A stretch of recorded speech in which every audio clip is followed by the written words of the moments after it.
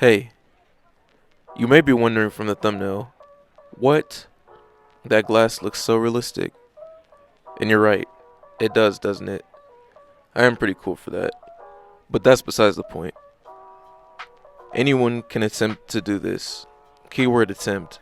It may not be for you, but just follow along with me on this journey and we'll see where it takes us. This whole process begins with taking a good reference photo, which I do have a video on if you want to check that out. Yes, painting something like glass can be intimidating, but it can get better a little bit, I think. Sorry, I'm trying to be inspirational here, but I'm creating a 3D subject that's also translucent and on a 2D surface, so it's illusion in itself. But the way to get past this is sort of tricking your brain, I would describe it, and simplifying it for yourself. Breaking things down into segments, as you see here. Also, I'll be honest, the first time I painted glass, I just looked at the painting and said, nah, true story. But I continued to fight the uphill glass battle. And now, in the art world, they call me the glass guy. I mean, they don't, but I wouldn't mind if they called me the glass guy. Because pretty much all my paintings I do, I include glass because, it is an interesting subject because of the 3D, the translucence or the transparence on top of the 2D. It's just an interesting illusion. That is a great origin story if you ask me. Also, something you may be thinking. Oh my gosh, how did you create such a great still life composition with the 3 bottles? Thanks for asking. Well, if you wanted to know, I do have a class on Skillshare about setting up still lifes and creating interesting compositions, so check that out. That'll be down in the link in the description. Here's some words of advice.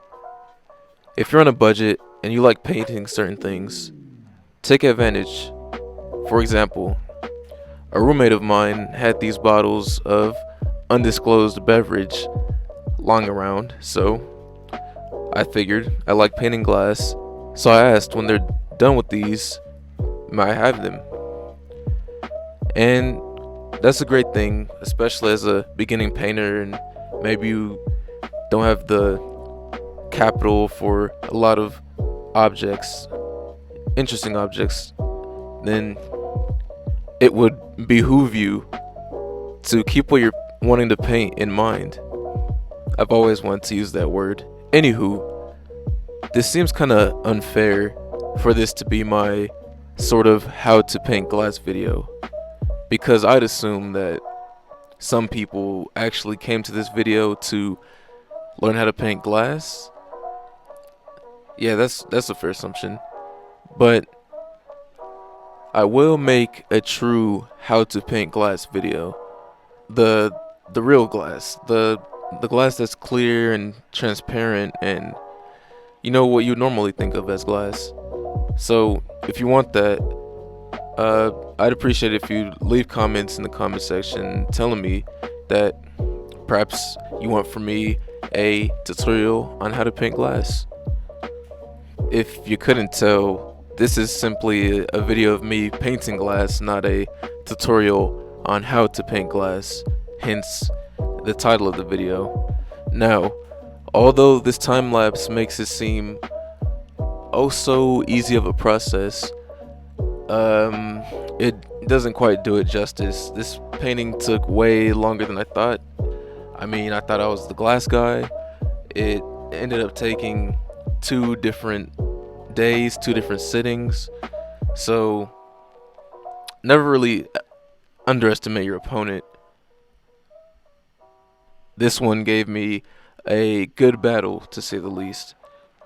Actually, that's a good point right there. That's a good tip. Never let the painting win the battle. And you may be thinking, how the heck will the painting win the battle? It's those times when, you've been working on the painting for a while or maybe even just a little, and you don't feel like really painting anymore, or you feel that there's no saving the painting. Like, it's just, there's not much more you can do to make it turn out how you wanted. Now, my philosophy in this situation is just to finish anyway. Hopefully, by this point, you have a process that you follow, something consistent you can lean on. You just finish out all the way through, and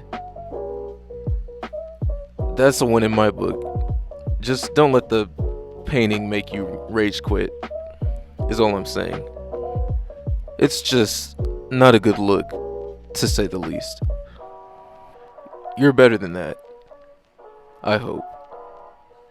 Alright, we're nearing the conclusion of the video, so time to plug.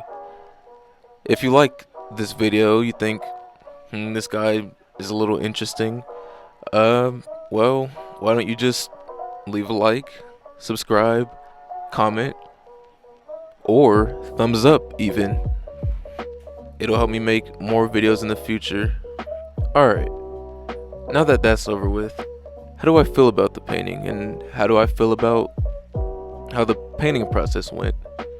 Well, like I said, it was a tough battle, but of course, I came on top victorious, and I feel like the painting turned out somewhat like I wanted, mostly like I wanted. The composition ended up going well.